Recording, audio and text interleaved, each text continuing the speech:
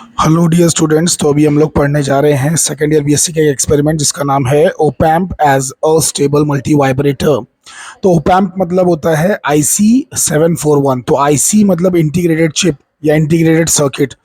तो हम लोग 741 नाम की IC का इस्तेमाल करेंगे और अस्टेबल मल्टी वाइब्रेटर बनाएंगे। चलिए आइए देखते हैं एक्सपेरिमेंट। मैं हूं आपका अपना प्यारा प्रोफेसर भैया। ये वाला एक्सपेरिमेंट हमें जो है परफॉर्म करना है ब्रेड बोर्ड पर। तो ब्रेड बोर्ड पर इसे कंस्ट्रक्ट करना है, इसलिए यहाँ पे देखिए एम में लिखा हुआ है कि to construct and study the operation of an astable multivibrator using an op amp. ठीक है, that is to use an op amp as a square wave generator. तो जब भी हम किसी भी चीज़ को अस्टेबल मल्टी वाइब्रेटर बनाते हैं तो वो स्क्वायर वेव जनरेट करने वाला एक सर्किट बन जाता है। तो इस एक्सपेरिमेंट में भी ऐसा ही होगा कि हमारी जो आईसी है उसको हमने इस तरीके से कनेक्ट किया है IC 741 को, कि फाइनली वो क्या करेगी ना कि स्क्वायर वेव फॉर्म जनरेट करेगी और वो स्क्वायर वेव फॉर्म हमें पिन नंबर 6 पर दिखाई देगा। So let's go ahead. तो ये देखिए, ये है हमारे पास एक ब्रेड बोर्ड। इसे ब्रेड बोर्ड कहते हैं, आप सभी लोग जानते हैं पहले से।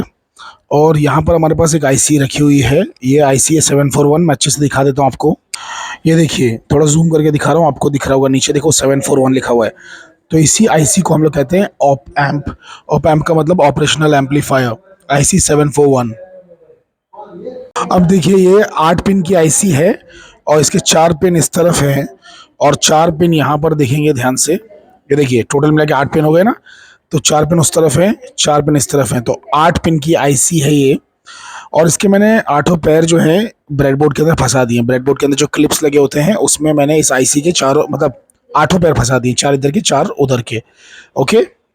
अब इस सर्किट के अकॉर्डिंग यहाँ पे आप देख सकते हैं कि 4 पर नेगेटिव कनेक्ट करना है -12 वोल्ट और 7 पर +12 वोल्ट पॉजिटिव कनेक्ट करना है। ठीक है, पॉजिटिव।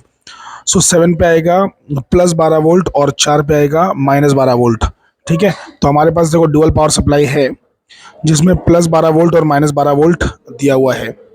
ये अपैरेटस आप एक बार देख लीजिए, देखिए इसमें क्या बोला हुआ है, ड्यूअल पावर सप्लाई, फिर जो भी गिवन सर्किट रहेगा ब्रेडबोर्ड या जो भी है वो सब, और फिर एक ड्यूअल ट्रेस सीआरओ लगेगा। तो सीआरओ देखिए, कैथोड रे ऑसिलोस्कोप है ना हमारे पास है, ये सारी चीज़ हमारे पास है।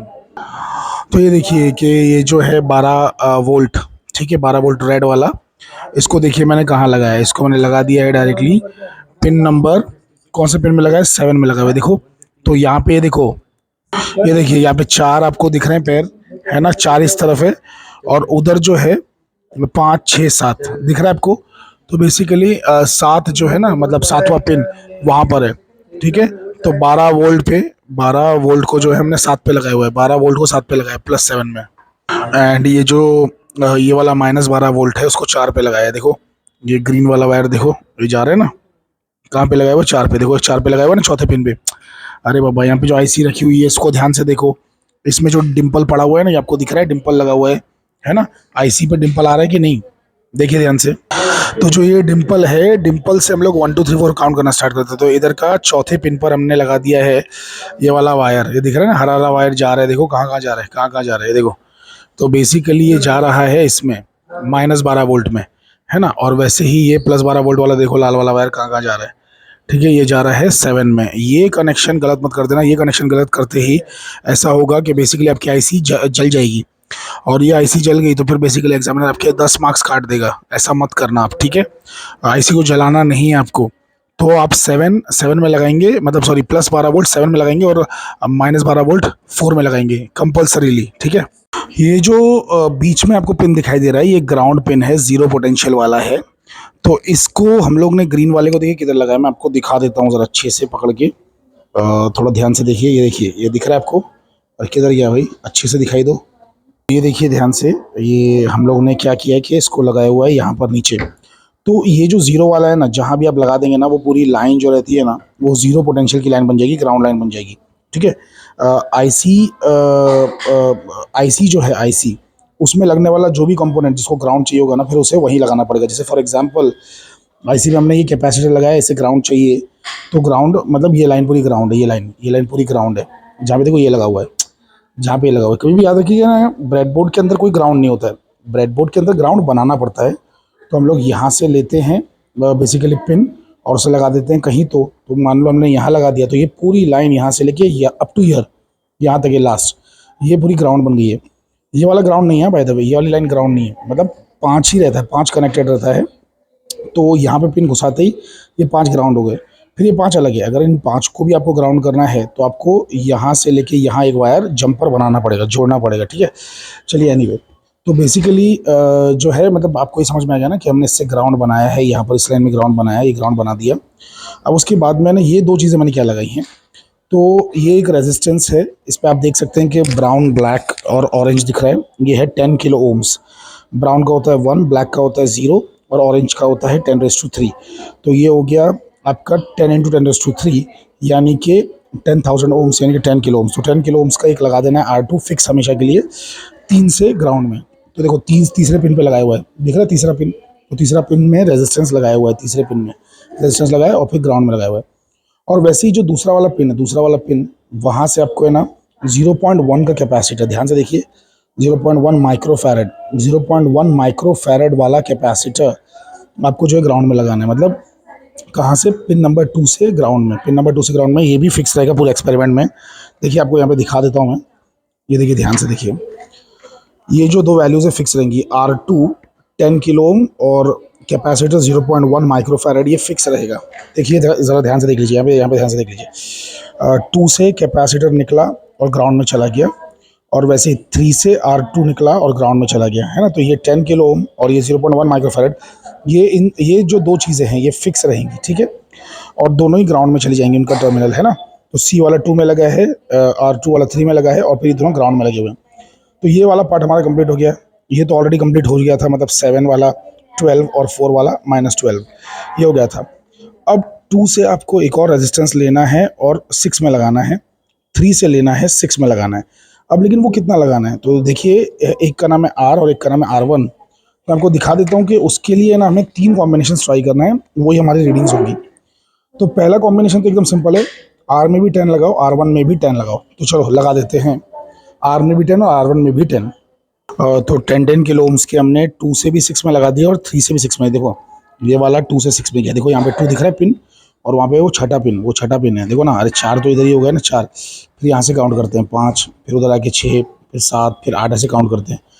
तो 2 से 6 में और 3 से 6 में गया, देखो ये 2 दिख रहा है, ये 2 और ये 3 दिख रहा है। तो 2 और 3 से 6 में गया, देखो 6 वो एक ही पेन है ना, 6 तो उधर गया हुआ है। तो अब 2 पर आउटपुट लेने के लिए यानी कि जो ये पिन है, देखो दिख रहा है ये वाला पिन, सेकंड पिन पे भी हमें आउटपुट लेना है। तो वहाँ पर मैंने जो है एक ऐसा वायर लगा दिया है। अब ये वायर को हमें कनेक्ट करना होगा CRO से। तो देखो मैंने CRO का जो चैनल है उस पर कनेक्ट कर दिया। देखो CRO का जो चैनल है ये देखिए अभी आपको दिखाई दे रहा होगा। तो बेसिकली ये जो है सेकंड से, देखो सेकंड का वायर है ना, ये वाला सेकंड पिन पे वायर है, देखो ध्यान से। सेकंड पिन पे जो वायर है इसे मैंने कनेक्ट कर दिया है CRO के चैनल से। तो CRO का ये प्रोब है, और ये प्रोब कहाँ पे गया है, चैनल में गया हुआ है। तो इसे मैंने लगा दिया चैनल नंबर 1 में। तो ये देखो ये जो जा रहा है काला वाला वायर, तो ये काला वाला वायर जो है चैनल नंबर 1 में जा रहा है, ये चैनल नंबर 1 है CRO का, ठीक है। तो इसको ऐसा लिया हमने और इसमें ऐसा लगाया और इसको टाइट कर दिया, ठीक है, ऐसे करके, समझ रहे हैं।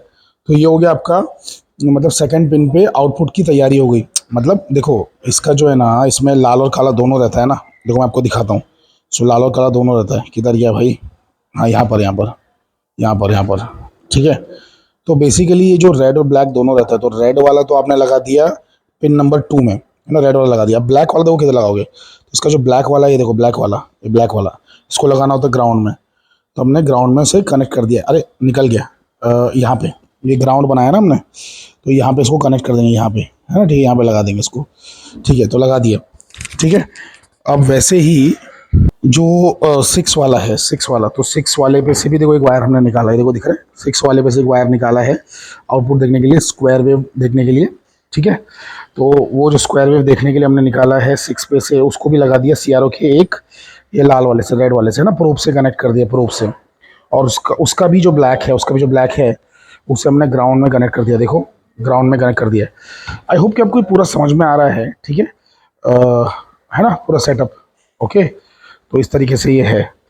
अभी मैं इसको थोड़ा सेपरेट सेपरेट कर दूंगा ताकि आपस में टच ना हो, हर चीज़ हर दूसरी चीज़ से टच ना हो, ठीक है। वो सब मैं कर दूंगा, मैंने बस आपको दिखाने के लिए थोड़ा लूज लूज दूर दूर रखा हुआ है, ठीक है। ओके, तो अब आगे बढ़ते हैं। पहले मैं उस सब चीज़ों को सही कर दूं। तो सारी चीज़ें मैं ठीक कर चुका हूं। अब जो है बस खाली सर्किट को ऑन करना है और रीडिंग्स लेना स्टार्ट करनी है। पहले वेवफॉर्म ऑब्टेन कर लेते हैं, है ना। तो इसको ऑन करते हैं सारी चीज़ों को। तो इन लोग दोनों का जो प्लग है वो मैंने यहाँ पे लगा दिया हुआ है, इसे मैं ऑन करने जा रहा हूँ। तो कर दिया मैंने इसे ऑन। अब करेंगे इस ड्यूअल पावर सप्लाई को भी ऑन, ठीक है। यहाँ पे ऑन करते ही हमें सामने वेव्स डायरेक्टली दिखना स्टार्ट हो गई। ये देखिए दोनों वेव्स दिख रही हैं, 2 में और 6 पिन में, पिन नंबर 2 और पिन नंबर 6 में दोनों में वेव्स आ रही हैं। तो यहाँ पे पिन नंबर 2 है जिसमें दिख रही है हमें सॉटूथ वेव। ये देखिए सॉटूथ वेव आपको नजर आ रही है। सॉटूथ, सॉटूथ मतलब जो आरी होती है ना, आरी उसके दांत जैसी एक आरी होती है ना काटने वाली, जिससे हम लोग लकड़ी उकड़ी काटते हैं, देखा होगा आपने, है ना। तो उसके दांत वाली वेव है ये। और ये जो है बेसिकली ये स्क्वायर वेव है। इसको थोड़ा सा छोटा करता हूँ, इसकी हाइट वाइट। तो हाइट छोटी करने के लिए अब ये वोल्टेज के दोनों नॉब्स को इस्तेमाल करेंगे। ये देखो ना वोल्टेज लिखा हुआ है ना इस पर, वोल्ट पर डिवीजन, है ना। इस पर भी लिखा हुआ है वोल्ट पर डिवीजन। तो बेसिकली दोनों की हाइट मैंने छोटी कर दी है, देखिए, है ना। तो ये स्क्वायर वेव है और ये जो है आपकी सॉटूथ वेव है। तो ये आ रही है पिन नंबर 6 पे और ये आ रही है पिन नंबर 2 पे, ठीक है। ओके, एनीवे, सो ये सब आपको नज़र आ रहा है, ठीक है। वैसे ये ब्लिंक नहीं कर रही है, ये नेकेड आइज से देखने पर ब्लिंक नहीं कर रही है। मोबाइल से देखने पर ऐसा लग रहा है ये ब्लिंक हो रही है, बट एक्चुअल में ब्लिंक नहीं हो रही है। वो फ्रेम रेट का कुछ सिंक्रोनाइजेशन प्रॉपर नहीं रहता है, इस वजह से ऐसा होता है। चलिए एनीवे एनीवे, तो जो हमें चाहिए था क्या वो हमें मिल रहा है। तो यस, हमें वो चीज़ मिल रही है। तो एक सॉटूथ वेव मिल रही है और बेसिकली एक स्क्वायर वेव मिल रही है, ठीक है। अब करना क्या है कि ये सारे कनेक्शन तो पहले ही कर चुके हैं। अब ये जो है फीडबैक फैक्टर कैलकुलेट कर लेना है, ठीक है। पॉजिटिव फीडबैक फैक्टर कैलकुलेट करना है। तो यहाँ सर आप लोग ध्यान दीजिए, देखिए मैंने लिख दिया है R2 की जो वैल्यू है हमेशा के लिए फिक्स है ना, 10 किलो ओम। तो देखो 10 के मैंने लिख दिया, 10 के लिख दिया है। और R1 और R2 वापस से 10 और 10 लिख दिया, बिकॉज देखो ना हमारा R1 भी 10 है। अरे R1 है ना इधर भाई 10, R1 10 है ना, और R2 कितना है वो भी 10 है, ठीक है। तो ये फीडबैक फैक्टर है। तो R2 by R1 plus R2, तो बेसिकली 10 बाई 10 प्लस 10, तो ये हो जाएगा 10 बाई 20, यानी कि 0.5 आ जाएगा। कितना आ जाएगा?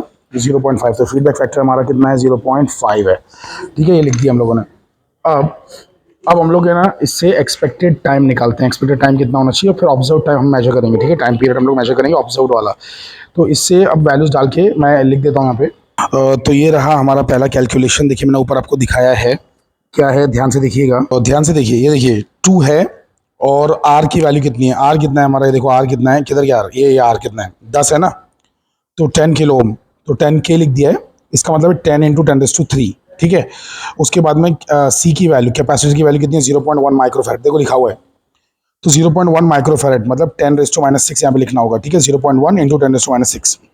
फिर लॉग के कैलकुलेशन 1 प्लस 0.5 अपॉन 1 माइनस 0.5, तो ये हो जाएगा आपका 1.5 डिवाइड बाई आधा, 1.5 डिवाइड बाई 0.5, यानी कि आ जाएगा आपका कितना हो जाएगा? 3 हो जाएगा, 3 लॉग ऑफ 3, ठीक है। तो चलिए ये कैलकुलेशंस कर लेते हैं। तो ये है मेरे पास कैलकुलेटर। सो 2 इंटू 10⁻⁴ इंटू 0.1 इंटू 10⁻⁻6। एक सेकंड, मैंने ऐसा बीच में 10⁻⁴ क्यों लिया था? लिसन, सुनिए, ये क्या है? 2 है, फिर 10 इंटू 10⁻3 है ना, तो यानी कि 10⁻4 हुआ ना, फिर 0.1 इंटू 10⁻⁻6 लिया है, ठीक है। तो ये हो गया। अब उसके आगे क्या है? लॉग ऑफ 3 निकालना है, लॉग ऑफ 3, ठीक है। सो लॉग ऑफ 3, तो इंटू करके इंटू करना पड़ेगा, इंटू ये वाला log, natural log ln। So ln of 3 निकालना पड़ेगा। 3 किधर है भाई? ये 3 है, ठीक है। इक्वल टू कितना आ गया? तो वैल्यू आई है 2.197, यानी कि इसको 2.20 आप ले सकते हैं। 2.20 इंटू 10⁻³ सेकेंड्स, यहाँ पे लिख देते हैं। तो ये हो गया आपका एक्सपेक्टेड टाइम पीरियड, ठीक है, एक्सपेक्टेड टाइम पीरियड। अब ऑब्जर्व टाइम पीरियड कहाँ से आएगा? तो ये दोनों वेव्स का टाइम पीरियड एक्जैक्टली सेम है। आप दोनों में से कोई भी वेव का टाइम पीरियड ले सकते हैं। तो मैं स्क्वायर वेव का ले लेता हूँ, ज़्यादा आसान यही लग रहा है। उसको थोड़ा चौड़ा कर दिया, ठीक है। और बेसिकली थोड़ा आगे पीछे ऊपर नीचे करके बेसिकली इसको सही से अरेंज कर दिया, थोड़ा साइड वाइड में करके, ठीक है। तो इसका टाइम पीरियड हमें निकालना है।